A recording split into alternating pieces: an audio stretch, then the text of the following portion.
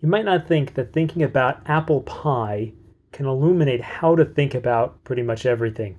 But the actual thing that we can do with this image of apple pie is we can learn how to make things truly nourishing to ourselves. How can we take ideas, practices, therapies, natural techniques, and make them deeply supportive to our life and to our faith? How is this possible? All right, here's how to think about it. So we know that there are certain ways of thinking that bring us to a kind of knowledge that is destructive. And this is something that we see even early at the very dawn of time when we read what happened in Eden. We see this representation traditionally. We see this forbidden fruit. I mean, in art, it's represented as an apple. Who knows what in actuality this thing is? That is eaten. This type of fruit. But the thing is that with this analogy that we want to make is that there are many different ways of thinking, of processing our minds, which lead to a condition that actually gives us some type of an illumination, but degrades our nature. What do I mean by this? What I mean is that just like in the garden, you see this receiving something that seems to give you something good. Okay, you eat this fruit, it gives you knowledge of good and evil, makes you like God.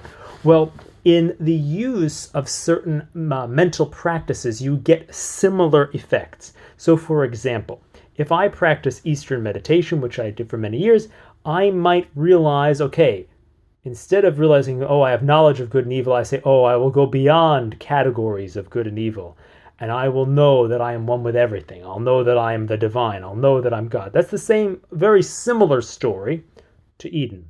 That's okay. I mean, it's a next step down as you tumble and fall. So the first step of the fall is to say, okay, I'll eat this. I'll know good and evil. I'll be like God. I'll know what good and evil is, and I'll be like God. That's step one. If I do the Eastern meditations, step two is falling down the stairs. Is I'll go beyond categories of good and bad, and I will know that I'm already God. Okay, and I'll be one with everything. And you can gain that sense of experience when you use your attention in a certain way. You can gain the experience of feeling like you're one with everything. But all that's happened is that you've really just gone to another level of your own mind. You haven't really become divine. You've just gone to realize that your mind is the ground of perception, and that feels very much like being one with everything. And so that's what you get. Now, why am I talking about all this? Well, because in a way, the use of these techniques, let's say in the Eastern meditation, brings the person a kind of real freedom. Because I had many anxious thoughts as a teenager, whatever, and I was going through all these problems, and I found these methods, and I was set free of this stuff. So there's something good happened, but I went lower. How did this happen? Well, there must be something good here, and this thing bad here. Well, in a way, these ideas are kind of like a forbidden fruit. They get you something. They get you some type of a knowledge. They let you eat of that tree of knowledge. They let you get some type of a benefit. But at the same time, they give you some side effects.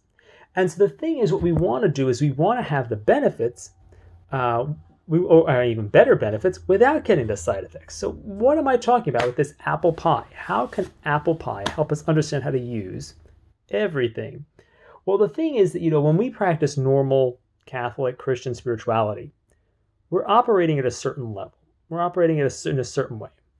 And that image, is very much like, is very much, we can make that an analogy to the Eucharist, to the bread of life. And bread is something standard. It's not dessert. You don't eat bread for dessert. Bread is the standard meal. Pies and cakes and those kind of things are like a dessert.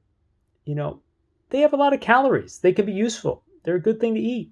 But we can't eat the fruit as it is, as a forbidden fruit. We can't eat that.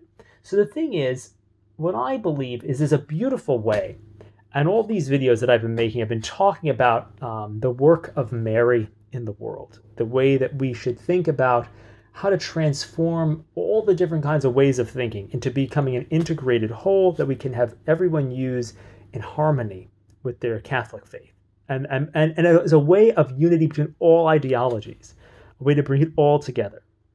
And this is what we've been talking about. And so the thing is, what I want you to think about is that there's two central cores of unity. There's the Eucharist, and then there's this apple pie. You can't eat the forbidden fruit. You can't just do Eastern meditation, for example. But what you can do is you can modify Eastern meditation so that it becomes in harmony with the normal spirituality. So I can't just zone out and pay attention, but I can pay attention to God's creation.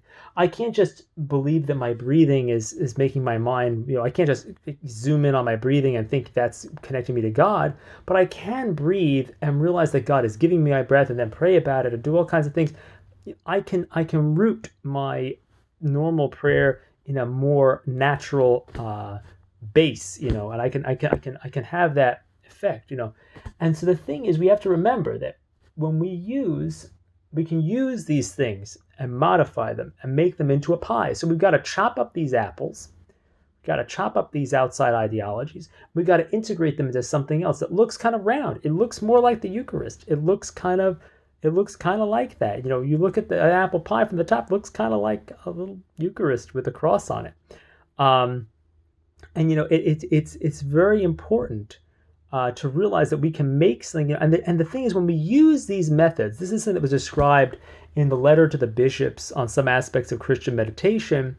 They talk about how, when we use these things, when we use anything that's outside, we bring things into our faith that maybe from another faith tradition, we have to make a distinction between natural and supernatural consolations. The thing is that, you can get a lot of therapeutic effect from things that are merely natural. But it's not bad to use things that are natural. It's bad to use natural things as a replacement for supernatural things. That's what's bad.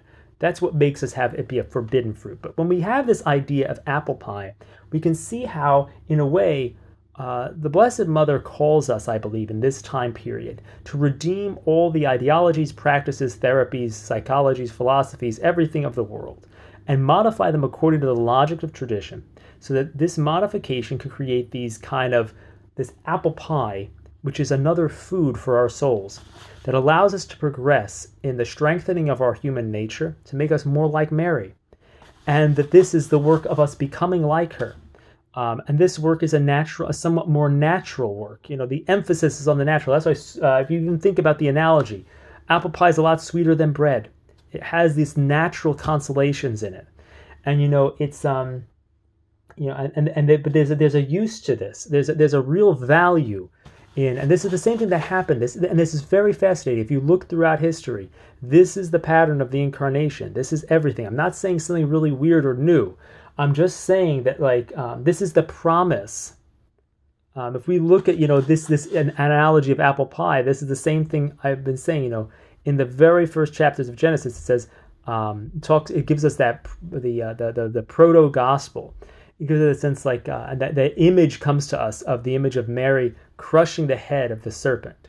That gives us this imagery from one of the verses in there. And so this message is very much this thing of this idea of your mom's apple pie. This new transformed version of all the ideologies is like our spiritual mother's apple pie for us. This is the work that we do. We transform things into this sweet blend that looks more like the Eucharist than just like an apple off a tree. So it's no longer a forbidden fruit, but now it's a cooked up fruit, and it's good for us to eat. So that's the work of Mary in the world, to change the way that therapies, philosophies, everything works, so that they work together with tradition, which is represented by the Eucharist. So we have the apple pie of all these new things brought in and transformed, and the Eucharist of the older forms of spirituality, and they become one coherent meal of for us. They become one way of, on one hand, strengthening our created nature, progressing toward the Immaculate Conception, being like Mary, and then the other side, participating in the divine nature through the sacraments and those type of things. So we want to be in Christ and like Mary, and this idea of apple pie is a way to kind of think about what we're doing with all these different ideologies and how we can be nourished by them rather than degraded, like I described at the beginning. Rather than taking something natural and exchanging the supernatural for the natural, we then can kind of bring up something natural to kind of enhance. We become like a church on steroids. That's what we become. We take the natural, we get this natural supplement, we get this performance enhancing substance, and we become more like Mary to better bear the life of Christ within us.